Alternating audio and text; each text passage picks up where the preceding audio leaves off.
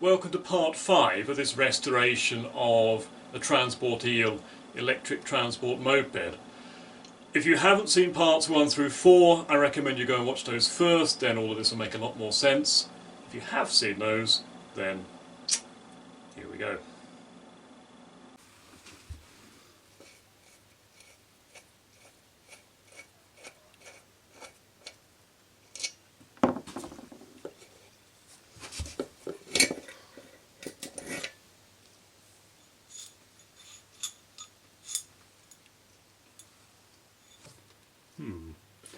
How are we going to do this then?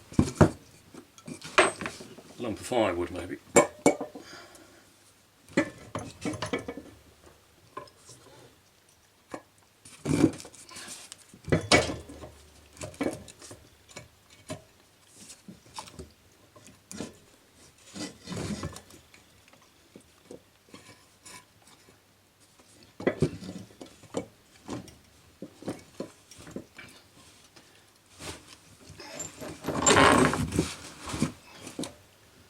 Could have an extra pair of hands here.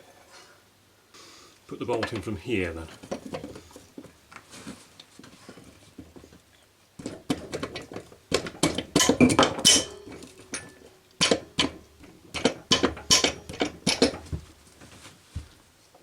I think the solution here is to take these bolts out. These are the bolts that stop the brake drum from spinning with the wheel. They hold the brake drum in place. If we back those off, I think it's going to be a lot easier to get everything in. Because at the moment I'm fighting this little spacer on that side, and I'm also fighting these bolts. So now, no I'm not, now I'm just fighting the spacer here. Let's try that.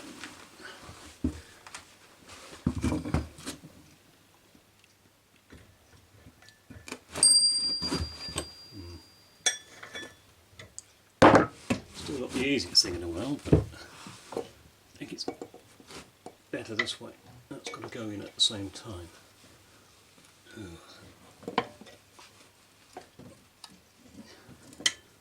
Now, something like that.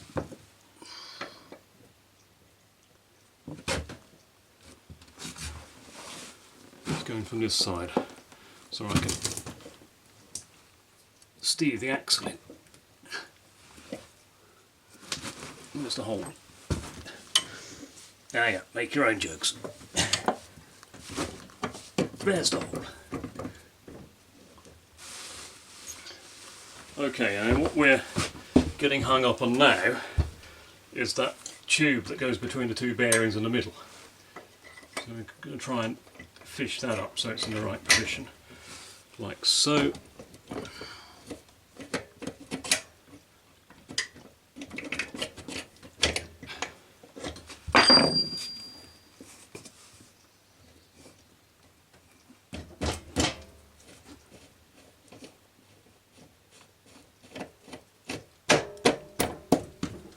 There. Whew.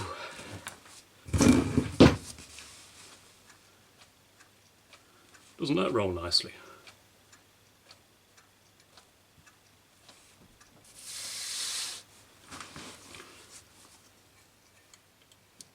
So then the brake drum needs to be there.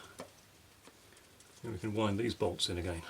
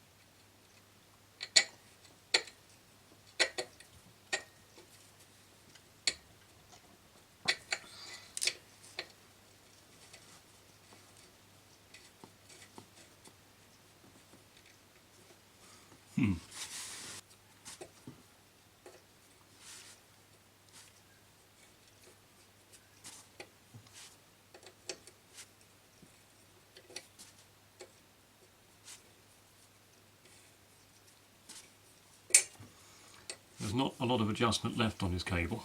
It looks okay, it must be a bit stretched. But the back brakes don't really do an awful lot.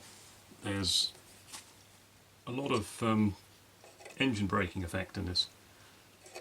So much so that it'll lock the back wheel up just on the engine braking. The front brakes work well. And then this is our little... I'm going to go and clean this up. There should be some sort of retaining pin there.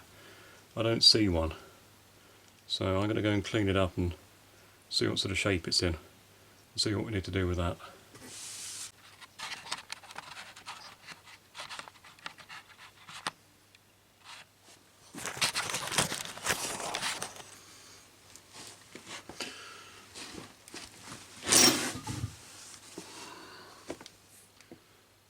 There are two tiny holes in this, so some sort of clip was supposed to go through there.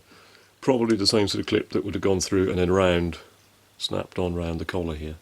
That's obviously long gone, so don't know, a little bit of mechanics why maybe. It hasn't fallen off as long as I've had this thing, but right, what do we want to do? Copper grease. So I want to be able to get this off again in the future.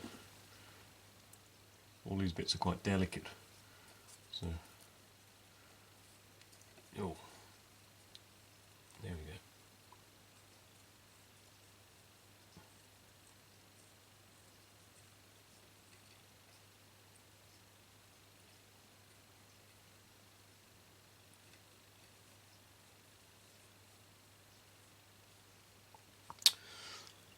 Hit this with a little bit of cold galvanisation spray.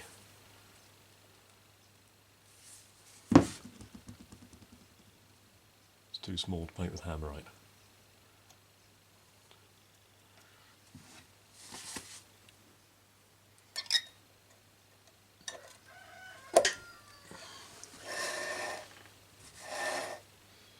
Yeah, that's...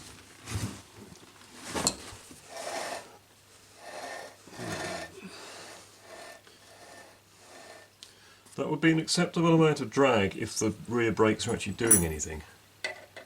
They do work, they're just not necessary. So, because there's so much engine braking, and I think I want to get rid of that drag.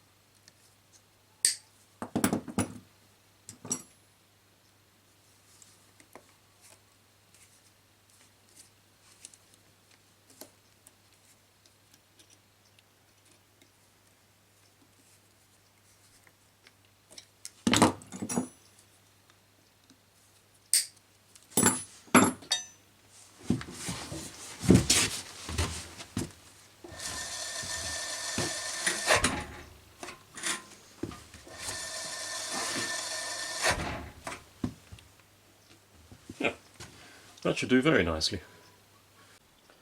It's threatening to rain again. It's been doing that ever since I bought two hammocks the other day. Ever since I bought two hammocks it has not been hammock weather. So I'm going to learn from that and not buy any more hammocks. So I'm just looking at this part of the front subframe. I've got my very technical drawing here, and there are a couple more pages with very technical drawings. So this is the angle that I want. This, I don't know what you call that, kingpin maybe? That wants to go there in that angle. So I've got my bevel gauge with the not really 90-degree angle. Mark that out. I made a template. This thing is this thing here is 60mm diameter. This is 55, just a piece of cardboard tube. It's almost but not quite the right diameter. But I've used that. I cut the correct angle on the end with a mitre saw, and I've used that to give me a pretty good idea of where I want this cutout to be. It needs to be curved at the top and curved at the bottom, and then straight on the sides. So to start with that, I'm going to get one end correct, and then measure out the length and cut the other end. And yeah, let's see what happens.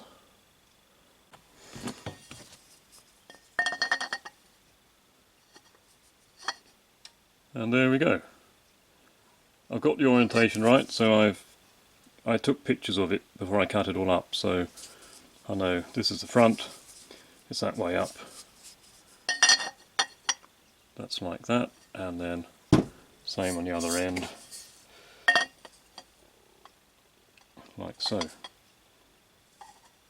And then when I cut this all apart, I made marks with the cutting disc, so I know exactly where it's supposed to sit on these.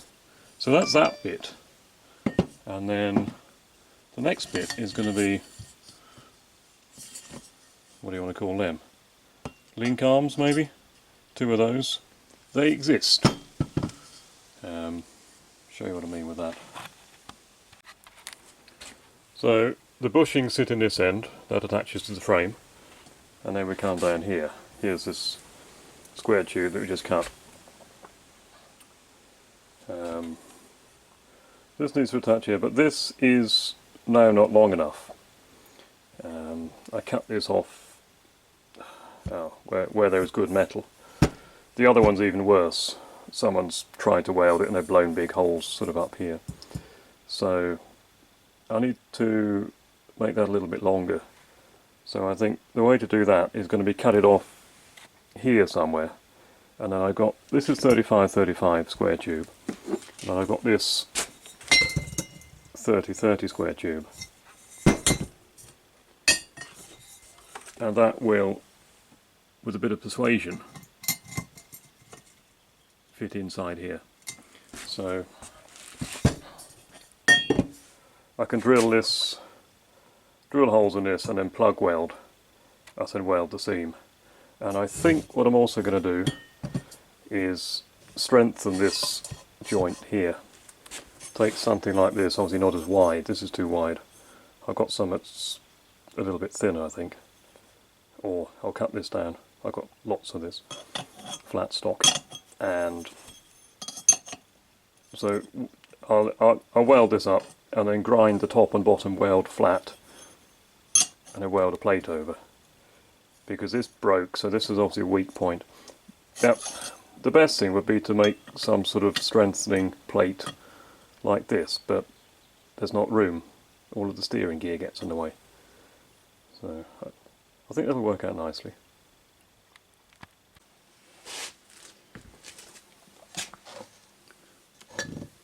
So that's one part, and this is going to go in the middle of the joint, and there we've got the other bit.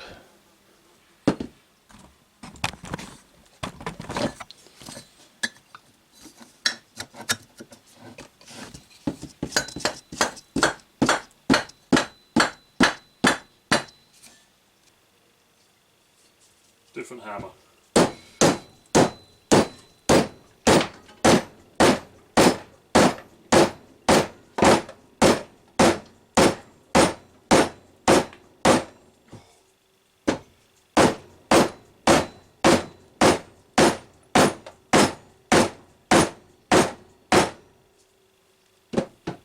So,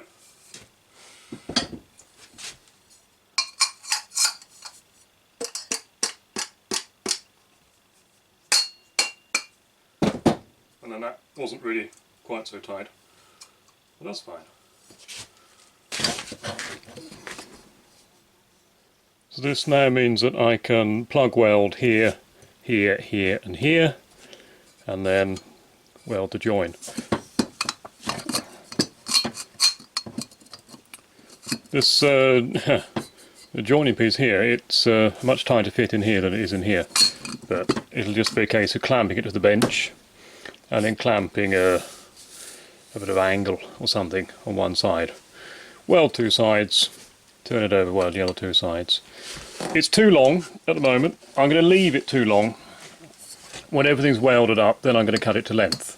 I think that's the most sensible thing to do. My new bushers came in yesterday, and that was brilliant service. I called them 2 days ago, and yeah, I'm not used to that. You normally have to wait weeks and weeks and weeks for things.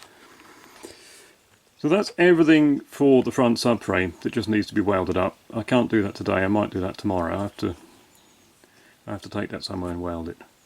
I can't weld in here. So today's big thing, we go out through the chaos that is currently the workshop.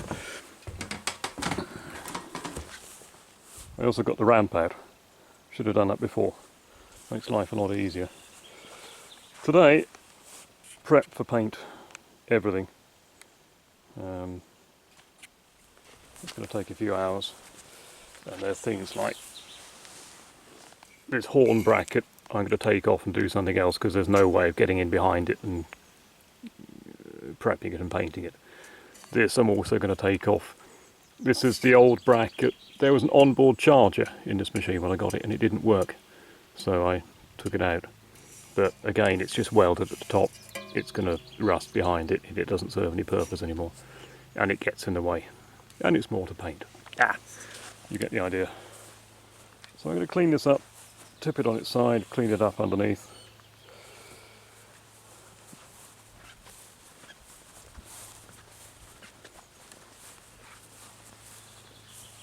I did paint it a little bit here just to keep the motivation levels up. It's a nice colour, obviously, but that's not the most important thing. It seems to be very good paint. It's covered all of these all of this rust pitting that's everywhere, so that bodes well. And then that needs to be repaired. There's a big hole, there's a small hole there, there's a big hole underneath, and somewhere else I found a rust hole. Here's a rust hole, and that's probably just going to get bigger. I don't really think it's feasible to take this out and replace it, so I think it's going to be a case of patching that. Well, did some welding and came up with this. We're not going to look too closely at the welds because I don't really get on with that particular welder that I'm using. But good penetration, it's strong, it's not going to fall apart, it's not the prettiest. But we're going to solve that by painting it. I got all of the geometry correct by putting this piece and this piece on the machine. Turned the whole machine upside down, bolted those two pieces on, and then these cups that fit onto the suspension, I bolted those up to the machine and got the position of everything correct, and then tacked it, took it off the machine, welded it up. I think that's really the best way of doing it, as I didn't have any measurements over how it was supposed to be. So I haven't reassembled it and tried it yet because I want to paint it first. I'm confident enough to do that, and if I've got it horribly wrong, I really don't think I have, because it resembles the one that came off it and everything seems to fit. If I have got it horribly wrong, it's not really possible to adjust it anyway. It would be a case of making a new one. So let's hope that, well, yeah, we're not going to do that because it's going to fit. Now let's paint it. New metal here, and I've welded up some random holes. So this part is now welded up, and I got back to the whole thing about painting this. Yeah. Now, as I've lamented before, good paint doesn't exist anymore because good paint is not environmentally friendly, and anything that's not environmentally friendly doesn't exist here anymore. Paint stripper is also not environmentally friendly, so that doesn't exist. I've sort of resigned myself to the fact that I'm going to have to paint this with hammerite because I can't get all of the rust off. Some of the metal's a bit thin in places. I just don't want to grind all the rust off because then I'm grinding away metal and it's, yeah, that's not, potentially not good. So I think I'm going to mix up my own shade of sort of coppery green the same way that I mixed up the paint for the axle parts. That seems to work fine. The only disadvantage is if I want to paint it again, I won't ever be able to match that colour because it's just me playing around matching paint. The problem I have now is that hammerite, it sticks really well to the rusty metal, it sticks pretty well to the bare metal, it does not stick to this, whatever this old paint is, and I can't get the old paint off. The old paint's really tough. I can't get it off with a wire wheel, I can't get it off with a flapper disc. Well, I can, but then I start taking out big bits of metal again. So, ladies and gentlemen, an auspicious moment, let me introduce you to bums. Yeah, it says it right here. This is bums. This is old, you can't get this anymore, but luckily I had a friend who had some in his sheller. So now I have some bums. You know, everyone needs bums. It's pretty good stuff. On the lid it says quite clearly, risk for över trick. Även efter lätt åter förslutning. So risk for över trick, that's risk for pressurization. And it goes on to say that you should put a rag over the lid and you should have glasses and gloves and everything like that. And I read this and I thought, well, obviously that doesn't apply to me. So I just stuck a screwdriver in and levered up the lid of the can, and it, yeah, I think the lid nearly hit the ceiling. I survived. And then I put the lid back on and I opened it again half an hour later and the same thing happened. So yeah, gloves and glasses, and you know, I can't see very well, but yeah, I guess it's better than going blind. So what you want to do is get your bums, get a paintbrush, and stick the brush in the bums and smear it all over the paint.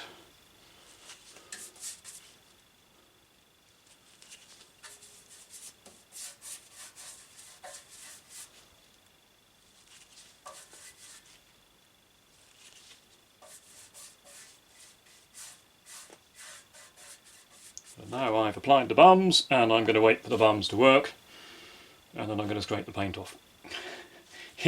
It's actually bums in Swedish, but it says bums on the can.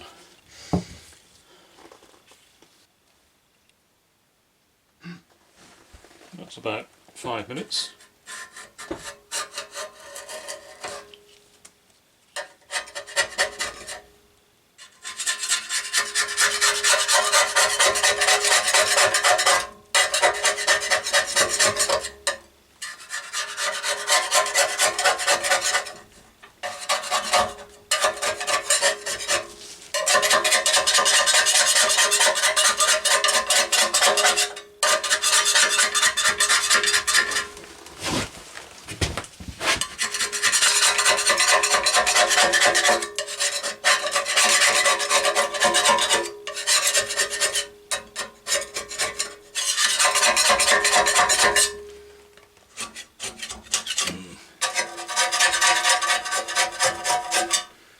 Need another application, or it might need another 5 minutes, but it's coming off, and it was not coming off before.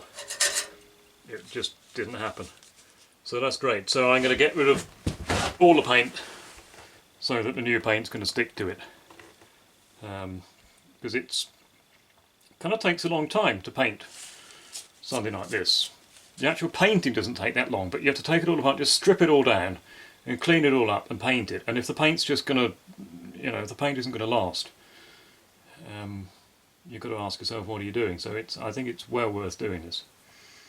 So yeah, I'm going to strip all of this now. It's going to take a while, but it's going to be worth it. And then, yeah, it's just a case of painting it and putting the whole thing back together. Just.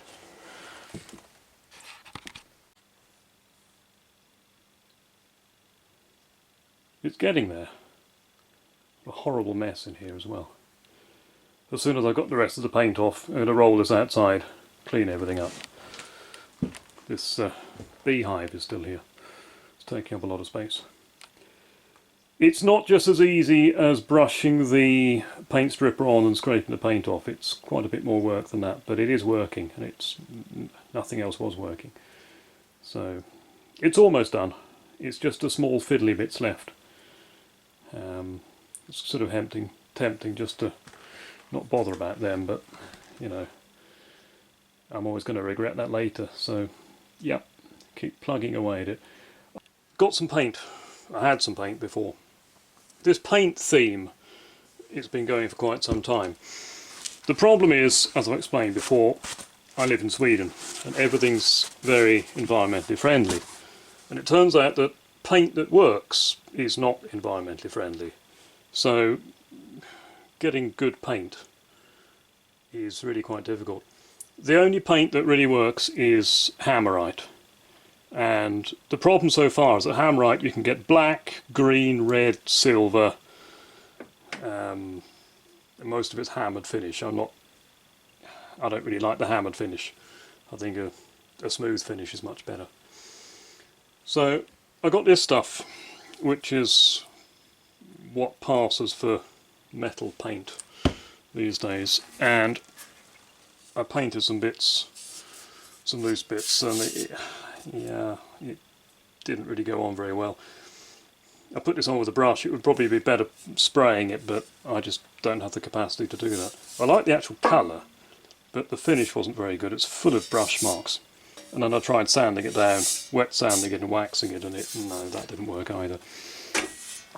So I thought, right, I'll get some green smooth Hammerite and some black Hammerite, and if I can find it, a little bit of yellow, but if not, I won't bother. And I'll mix up just a darker green, because a lot of my equipment is painted with Hammerite, and quite a lot of it's painted with green Hammerite. And I want this transport moped to have a different colour, because it's not just a piece of agricultural equipment. It's not far from that, but I wanted something a little bit different. So, obviously I want a smooth Hammerite. Started looking for smooth green Hammerite. Smooth green Hammerite is not easy to find. I did find some on Amazon of all places. Amazon's opened in Sweden, and I don't really like the whole concept of Amazon, but whatever. If they've got the paint I want, I can buy the paint I want. So they had Hammerite for €30, and they said, oh well, you know, if you buy more things and you come up with €40, you can get free shipping. So I found some dielectric grease which I needed, and I found some copper grease, I've got copper grease, but there was copper grease in a slightly more practical container than the copper grease that I got up there. And I went through shipping, and the order was for €50, and they wanted €60 just in shipping, on top of the €50 for the... I said, no, that's not how you break into a market. So yeah, that was my one and hopefully only encounter with Amazon. Not impressed. So in desperation, I called up my local hardware store and I said, have you got any smooth green Hammerite? They said, no, we've got hammered Hammerite in green, but we can order it. Oh great. And yeah, so because I want to mix it with some other things, and the guy said, well, we can mix you any colour you want. I said, what? Can you mix Hammerite? Yeah. So my local hardware store can mix Hammerite in any colour I want. So finally I've solved the paint problem. And the paint problem has been a big problem because I've put a lot of work into this, and it would be really disappointing to do all this work, paint everything up, and then it starts rusting in a year. You know, that's just no fun. So here is the fabled, this is sort of a Brunswick green Hammerite.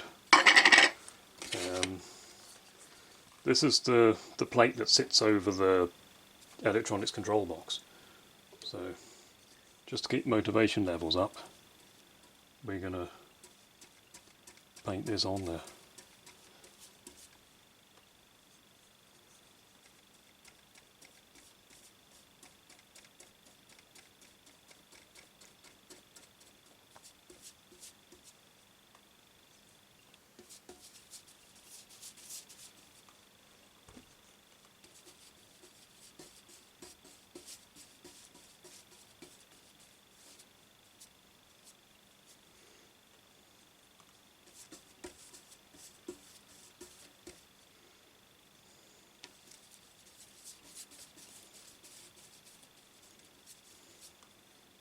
Yeah, this is going on way better than the other paint I had.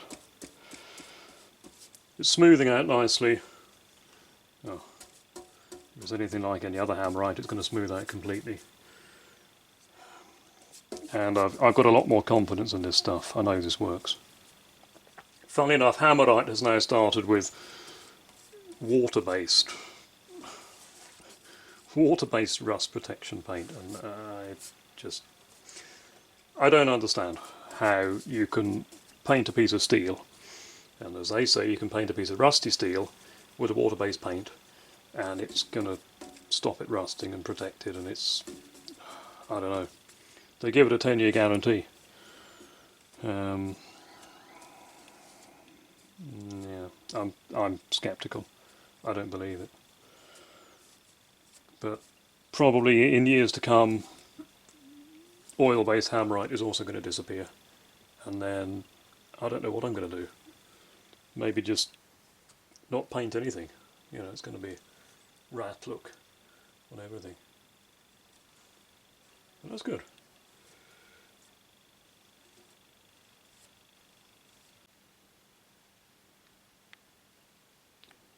It's got some paint on it.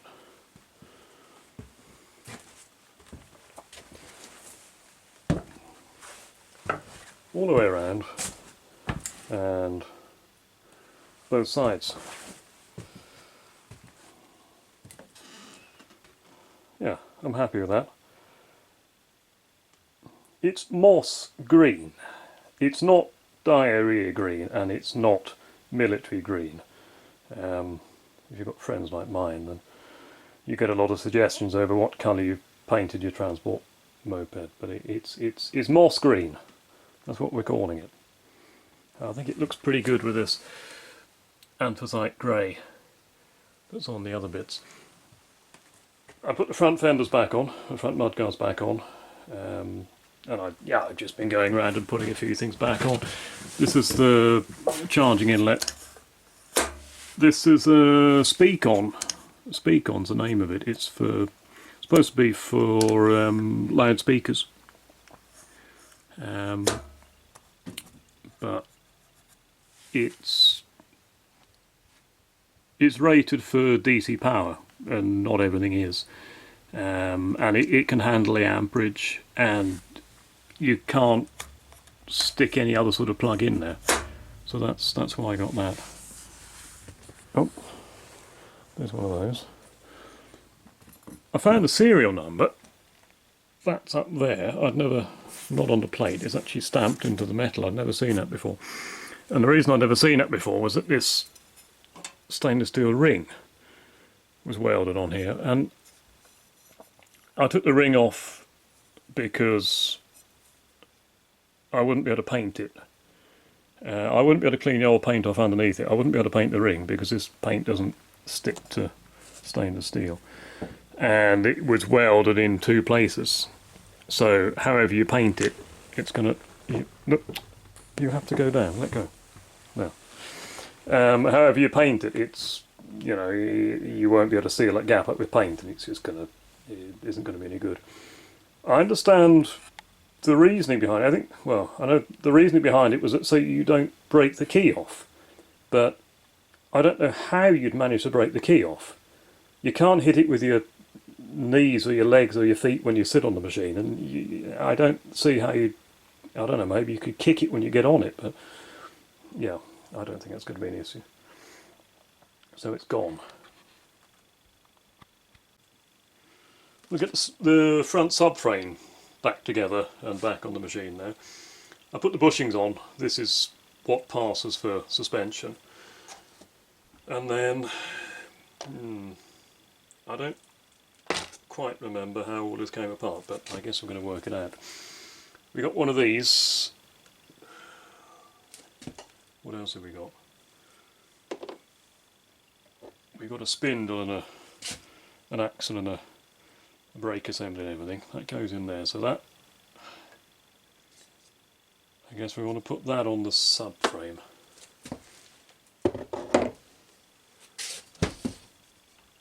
Turn this over and see.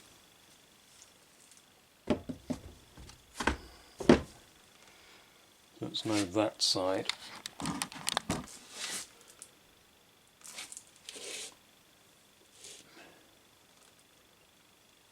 That's going to go in there, but we've got bearings. One thing I didn't think about when I took this apart is that there's an internal race, and the internal races are paired to the bearings.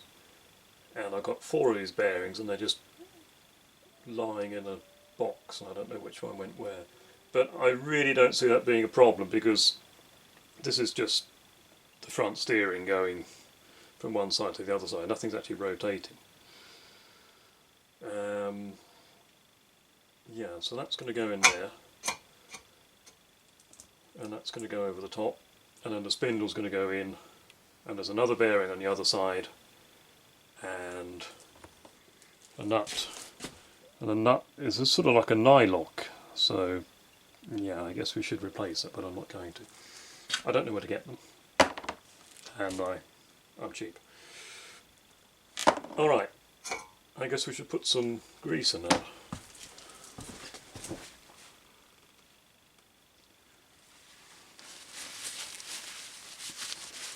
I've got metal shavings in the grease.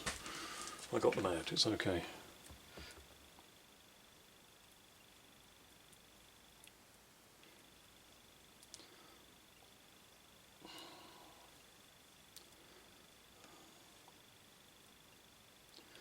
I know you're supposed to put the grease in the palm of your hand and press the bearing in, but I mean, how messy do you want to get?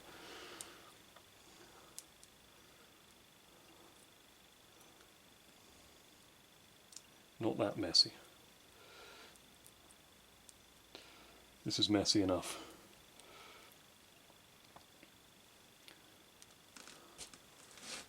Okay. That's going to... Are you in? Yeah, I guess you're in. That's going to go in there. We've got a seal. Might as well fill that with grease as well. Just because it seems like the right thing to do. Probably mentioned this before, I'm not a bearing expert. I'm not an anything expert. I can a little bit about a lot of things. And that's kind of interesting because it served me well in life, apart from the few occasions when I've gone to a job centre and, yep, I want a job. Okay, what are you? I don't know, what am I? I can a little bit, oh, that's Swedish. I know a little bit about a lot of things, and it, trust me, that doesn't help when you're looking for a job.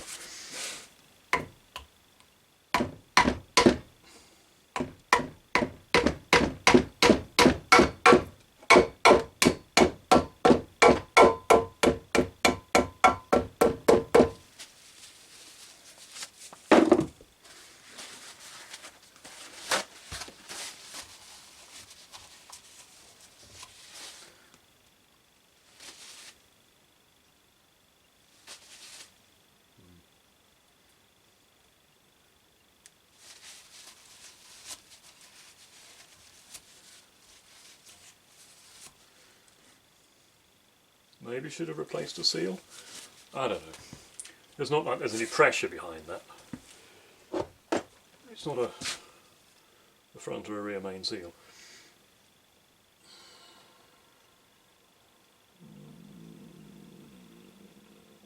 Yeah.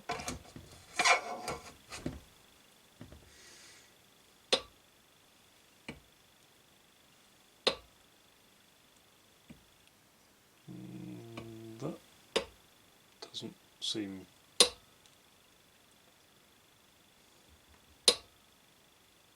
I guess maybe that's right. Doesn't seem like we've got a lot of travel here.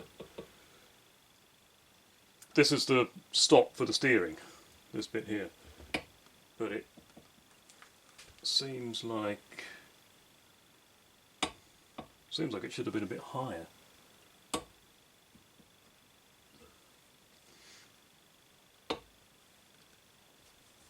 Oh, it's just probably this needs to go in a bit further. Yeah, there we go. Okay, no problem there. Let's turn this over again without dropping that and see if we can get the top side again.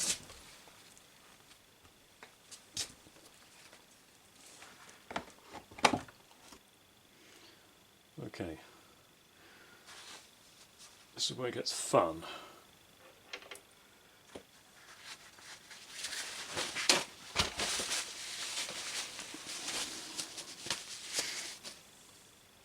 Do this without dropping anything.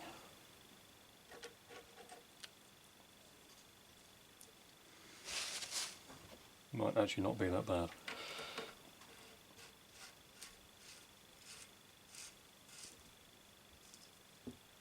Okay, I got some resistance there, so the nylock part is still doing something. We also need a bigger bench.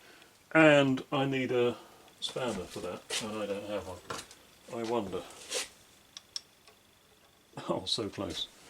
It's a spanner for the angle grinder.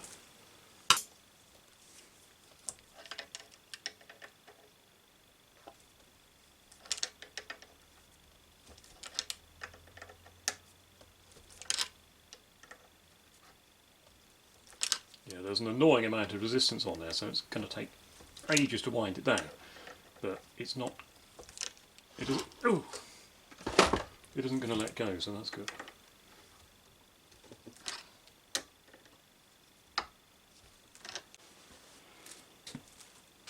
That's in there. I did the sort of standard thing, which is to wind the nut down as far as you possibly can to seat everything, to seat both the top and the bottom bearing, and then slackened it a little bit. So I think that feels good. That feels really nice. And then we've got one that's clean. No. A dust cap. I'm going to clean that.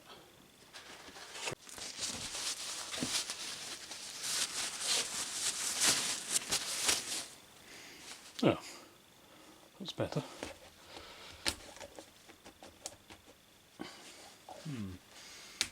Now, right. Should I get the paint too thick? Dust cap won't go on. There we go.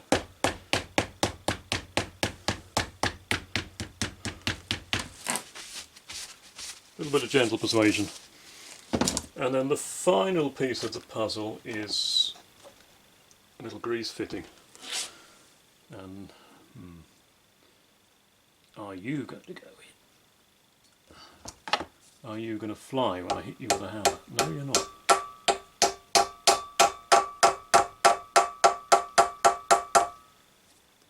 There we go. That's one side. And the other side is exactly the same, apart from the fact that there is only one piece of linkage. Get in the frame. There's only one piece of linkage here. There are two here, because the two front, what do you want to call this, a kingpin maybe? Anyway, these two parts, call it a part, these two parts are joined with a rod. We go from one side to the other side. And then this one has another rod that goes to the handlebars. So they're a little bit different. Alright, I'm going to put the other side together. You don't need to see that, you've already seen this side. Can't have that much fun. And through the magic of video, I don't know why people say that. It wasn't the magic of video at all, it was the magic of me putting the other side together. I'm missing one grease fitting. I can't find it. Here are all the parts I took out, and there are more parts I took out, and it's not in there. So yeah, hope it turns up, otherwise I'll have to get a new one. But yeah, we'll proceed for the time being. My assistant's asleep again.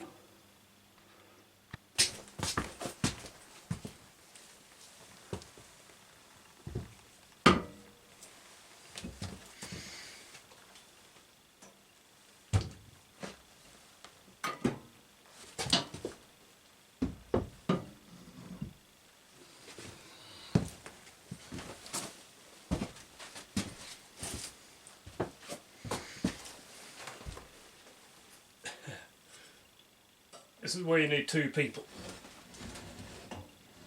Oh no, maybe not.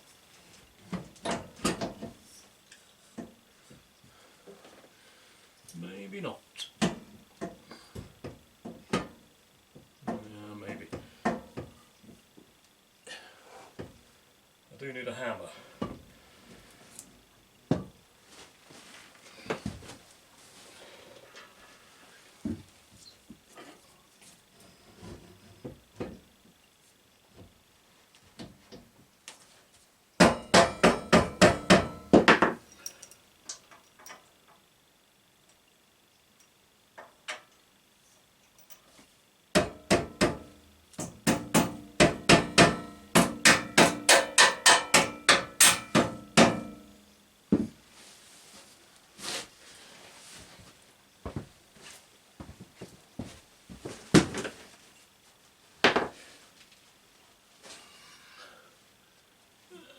What's happening now? That's... yeah. I'm stuck on the axle stands. So, yeah, perfect.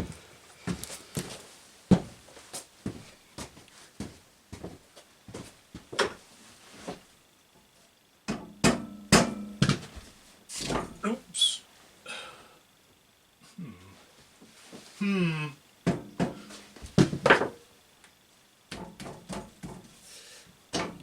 There we go.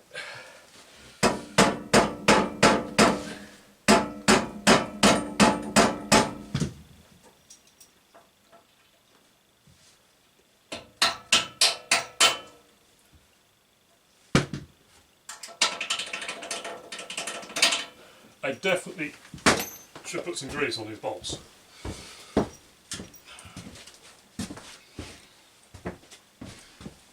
Because when I took the last ones off, when I took the front subframe out, I had to cut them. And that, well, it worked, but it would have been easier just to be able to get them out.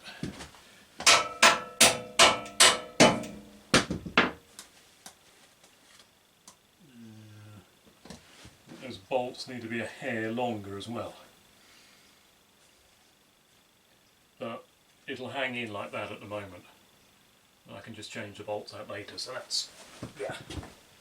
We won't get too hung up on that.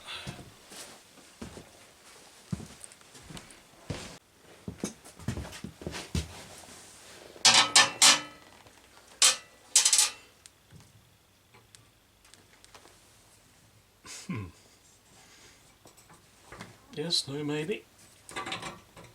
Yeah, that'll work.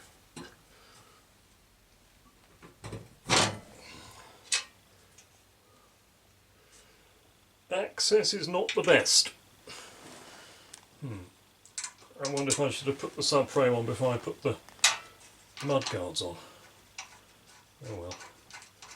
I think I can... kind of all depends on if I can get a spanner in here. And yes. Yes, I can.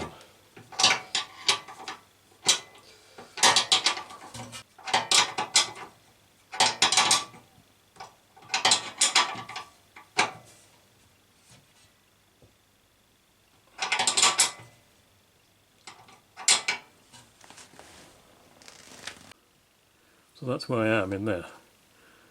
When I took it apart, there was no washer and there was no locking nut. There was just a regular nut with no washer. And yeah, I think a nylock nut, I think that's the way to go. If that comes loose, exciting times. I'm getting ready to call it a night. It's getting a bit late, but I just hung the wheels on just to look at them. And you see this wheel here lines up with the frame, and then on the other side that wheel there lines up with the outside of the frame. And well, that's not so impressive, you say, but I built a new front subframe and I didn't have a template to go on to look at, because the subframe that was on here was completely destroyed. And the way it was before with the old one of the wheels was kicked over, so it sat outside the frame, and the other wheel was kicked over, so it sat inside the frame. And now it's, yeah, I am very happy with that. This is the first time I have test fitted a subframe. I had it attached when I welded everything together, but this is the first time that everything's been together with the pinions and the wheels and everything, so I'm very happy with that. So yeah, celebratory glass of rhubarb wine tonight, I think. Nice. That's the end of part 5 then. If you're still watching, well done. See you next time.